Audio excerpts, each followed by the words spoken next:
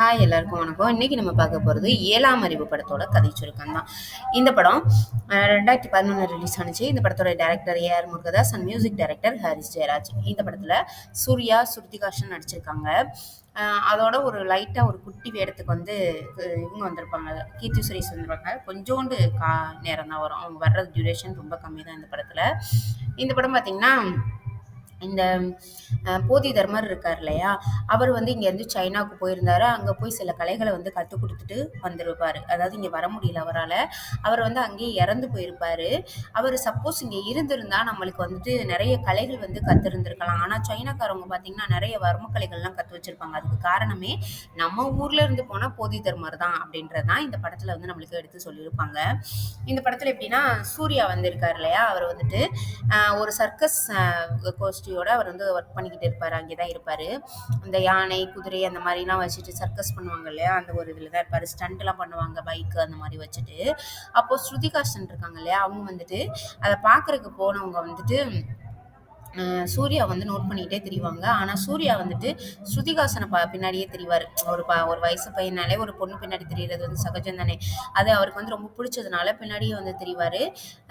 இவர் வந்து இப்படி தான் நினச்சிருப்பாரு, அந்த பொண்ணை வந்து நம்ம ஃபாலோ பண்ணுறோம் அப்படின்னு. ஆனால் என்னன்னா, ஸ்ருதிகாசன் தான் சூர்யா வந்து ஃபாலோ பண்ணிட்டு இருப்பாங்க. அதுக்கு காரணம் என்னன்னா, இவங்க வந்துட்டு போதி தர்மரோடைய டிஎன்ஏ யாருக்கெல்லாம் இருக்குது அப்படின்னு சொல்லிட்டு பிளட் டெஸ்ட்லாம் எடுக்கிற காலேஜில் இருந்து போன மாதிரியும் பிளட் டெஸ்ட் எடுக்கிற மாதிரியும் இவங்க வந்துட்டு நிறைய பேருக்கு வந்து எடுத்திருப்பாங்க. அதில் ஒரே ஒருத்தருக்கு தான் மேட்ச் ஆயிருக்கும் டிஎன்ஏ. யாருன்னு பார்த்தீங்கன்னா, சூர்யாவுக்கு வந்து மேட்ச் ஆயிருக்கும் அந்த போதி தர்மருடைய டிஎன்ஏ. அப்போ வீட்டுக்குள்ளே போய் பார்க்கும்போது கூட ஃபோட்டோஸ்லாம் இருக்கும். பழைய முன்னாடி உள்ளவங்களோட ஃபோட்டோஸ்லாம் வச்சுருப்பாங்க. பார்த்தீங்கன்னா சேம் போதி தர்மருடைய ஃபேஸ் கட்டு வந்துட்டு இருக்கும் சூர்யாவுக்கு. அதெல்லாம் பார்த்துட்டு வந்திருப்பாங்க ஸ்ருதிகாசன். எதுக்காக அப்படின்னா, அந்த டிஎன்ஏ இருந்தாலே போதும், அவங்களுடைய அந்த திறமையை வந்து கொண்டு வர முடியும், அதை வந்து கொண்டு வரணும், இந்தியாவில் இருக்கிற எல்லாருக்கும் வந்து பயன்படணும் அப்படின்னு சொல்லிட்டு ஸ்ருதிகாசன் வந்துட்டு கொஞ்சம் முயற்சி பண்ணுவாங்க. அப்போ பார்த்தீங்கன்னா, அவரை போய் சுற்றி இவங்க வந்துட்டு பின்தொடர்ந்து இருக்கிறது வந்துட்டு சூர்யாவுக்கு வந்து கொஞ்சம் நல்லா தெரிய ஆரம்பிச்சிடும். 2 பேர் இவங்க ஸ்ருதிகாசனுக்கு வந்து அவர் வந்து ப்ரப்போஸ் பண்ணும்போது கூட இவங்க வந்துட்டு ஓகே அப்படின்னு சொல்லிட்டு அவங்க கொடுக்குற அந்த சாக்லேட் வந்து வாங்கிட்டு போயிருப்பாங்க. ஆனால் அவருக்கு கொஞ்சம் டவுட் இருக்கும், அது என்ன ஒரு ஃபீலே இல்லாமல் அப்படி வாங்கிட்டு போகிறாளே அப்படின்னு சொல்லிட்டு. அதுக்கப்புறமா அவங்க வீட்டில் உள்ளவங்க வந்திருக்கும் போது பார்த்துட்டு ஸ்ருதிகாசனை பார்த்து, இந்த பொண்ணை நாங்கள் ஏற்கனவே பார்த்துருக்கோமேடா, நம்ம ஊருக்கு வந்திருக்கே, உன்னோட முடியெல்லாம் கூட கேட்டாங்களே அப்படின்னு சொன்னதுக்கப்புறம் தான் சூர்யாவுக்கு வந்து புரிய வரும், இவங்க வந்து ஏதோ ஒரு காரணத்துக்காக நம்மளை சுற்றி வர்றாங்க அப்படின்ட்டு. அப்போ வந்துட்டு சண்டை போடுவாங்க ஸ்ருதிகாசன் கிட்ட, நீ வந்து எதுக்கு வந்த, என்கிட்ட உனக்கு என்ன தான் வேணும் அப்படின்னு சொல்லும்போது, அப்போ வந்து ஸ்ருதிகாசன் வந்து புரிய வைப்பாங்க சூர்யா. ஃபஸ்ட்டு சொல்லும்போது அவர் புரிஞ்சுக்கவே மாட்டார்.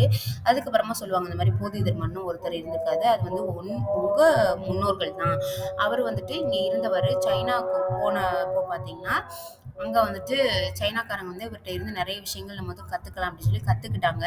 இன்னொன்று, அவர் இறந்து போகிறதுக்கும் அவங்களே காரணமாக இருந்து அவரை இந்த மண்ணிலே புதைக்கணும், அப்போ தான் எங்களுடைய மண்ணுக்கு பெருமை சேரும் அப்படின்னு சொல்லிட்டு புதைச்சிட்டதா சொல்லுவாங்க இவங்க. அதோட சரின்னு இவங்களுக்கு சில கொஞ்சம் டெஸ்ட்லாம் எடுத்து விஞ்ஞான ரீதியாக கொஞ்சம் அவருக்கு வந்துட்டு அந்த திறமைகளை கொண்டு வரணும் அப்படின்னு சொல்லிட்டு நிறைய விஷயங்கள் இவருக்கு பண்ணிட்டு இருப்பாங்க. இது பார்த்தீங்கன்னா, இவங்க இந்த மாதிரி பண்ணுற விஷயம் சைனாவில் இருக்கக்கூடிய டாங்லி அப்படின்ற ஒருத்தருக்கு வந்து தெரிஞ்சிடும். இப்படி வந்து ஒரு பொண்ணு வந்து இந்த மாதிரி டெஸ்ட்லாம் எடுத்து அங்கே ஒரு போதி தர்மரை உருவாக்க இருக்காங்க அப்படின்னு சொல்லிட்டு. அவங்களோட இது என்னன்னா, சைனாவில் மட்டும்தான் இந்த கலை வந்து இருக்கணும், நம்ம மட்டும்தான் கற்றுக்கணும், நம்ம தான் வந்து பெரிய ஆளாக இருக்கணுன்ற மாதிரி ஒரு இது இருக்கும் இல்லையா. ஸோ அங்கேருந்து அவர் வந்து அனுப்பி வச்சுருப்பாங்க. இங்கே வந்தீங்கன்னா பார்த்தீங்கன்னா அவங்களுக்கு வர்மக்கலைலாம் தெரியும். கண்ணால் பார்த்தே ஒருத்தவங்களை வந்துட்டு வசியம் பண்ணுற மாதிரி அந்த மாதிரி கலைகள்லாம் தெரியும். அவங்களே அடிச்சுப்பாங்க, அவங்களே குத்திப்பாங்க. இவர் வந்து அடிக்கவே தேவையில்லை, அந்த மாதிரி விஷயங்கள்லாம் வந்து பண்ணிட்டு இருப்பாரு. இவங்ககிட்ட இருந்து சூர்யா வந்து காப்பாற்றணும் அப்படின்னு சொல்லிட்டு ஸ்ருதிகாசன் பயங்கரமாக போராடுவாங்க. ஏன்னா அவருக்கு ஒரு இன்ஜெக்ட் பண்ணியிருப்பாங்க, அதில் வந்து அவர் வந்து மயக்க நிலையில தான் இருப்பார். அப்போ வேற இடத்துக்கு மாற்றிக்கிட்டே இருப்பாங்க. ஆனால் ஸ்ருதிகாசனுக்கு ஹெல்ப் பண்ணக்கூடிய அந்த ஃபுட்டு வாங்கி கொடுக்குறதா இருக்கட்டும், இல்லை அவங்களுக்கு சயின்ஸ் ரீதியாக சம்மந்தப்பட்ட பொருள்கள் வாங்கி கொடுக்குறதா இருக்கட்டும், எல்லாமே அவங்க ஃப்ரெண்ட்ஸ் தான் பண்ணிட்டு இருப்பாங்க. அவங்க ஃப்ரெண்ட்ஸையும் கண்டுபிடிச்சி இவர் வந்து கொன்றுவார். அதனால இவர் எப்படியாவது காப்பாற்றியாகணும் அப்படின்னு சொல்லிட்டு ஒவ்வொரு இடமா மாற்றுவாங்க. லாஸ்ட்ல ஒரு வேனுக்குள்ளேயே வச்சு ஊர் ஃபுல்லாக சுற்றிக்கிட்டு தெரிவாங்க. அப்பயும் வந்து கண்டுபிடிச்சிருவாரு. அப்போ ஒரு காட்டுக்குள்ள ஒரு பயங்கரமான லாஸ்ட்ல ஒரு சீன் ஒண்ணு இருக்கு. சூர்யா வந்து அடிச்சுக்கிட்டு இருப்பாரு. ஆனா சூர்யாவுக்கு வந்து அந்த ஆல்ரெடி அந்த இது வந்து வந்துரும். அந்த போதி தர்மருடைய அந்த திறமை வந்து உள்ளக்க இருக்கும்.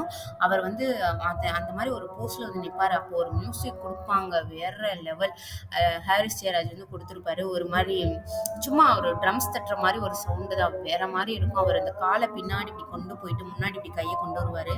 அந்த நம்ம பார்ப்போம்ல சைனா படங்கள்ல எல்லாம் அந்த சண்டைக்கு குன்ஃபுக்குலாம் அப்படி கையெல்லாம் அப்படி பண்ணுவாங்க இல்லையா? அந்த மாரி ஒரு போஸ்ல வந்து நிப்பாரு. அப்பலாம் ஸ்ருதிஹாசனுக்கு பார்த்துட்டு அப்படியே ஒரு மாரி ஷாக் ஆயிரும். அப்ப பார்த்தீங்கன்னா, லாஸ்ட்ல அந்த டாங்லி யாருமே அடிக்க முடியாது அப்படின்னு நினைக்கும்போது, சூர்யாக்குள்ள தான் அந்த போதி தர்மர் வந்துட்டாரு இல்லையா? ஸோ அவர் வந்து அடிச்சு அந்த டாங்லிய வந்து காலி பண்ணிருவாரு. இந்த படத்து மூலமா நம்மளுக்கு சொல்றது என்னன்னா, போதி தர்மர் வந்து நம்ம ஊர்ல தான் இருந்திருக்காரு. அதாவது அந்த திறமைகள் எல்லாமே உடையவர்கள் நம்ம தமிழர்கள் தான். ஆனா அங்க போனனால சைனாக்காரங்க வந்து கத்துக்கிட்டாங்க. ஆனா அவங்களோட டிஎன்ஏ வச்சு தான் இது பண்ணணும் அப்படின்லாம் இல்ல. எல்லாரும் முடிஞ்சா கண்டிப்பா எல்லாத்தையும் கத்துக்கலாம் அப்படின்ற மாரி தான் இந்த படத்துல வந்து நம்மளுக்கு சொல்லியிருப்பாங்க.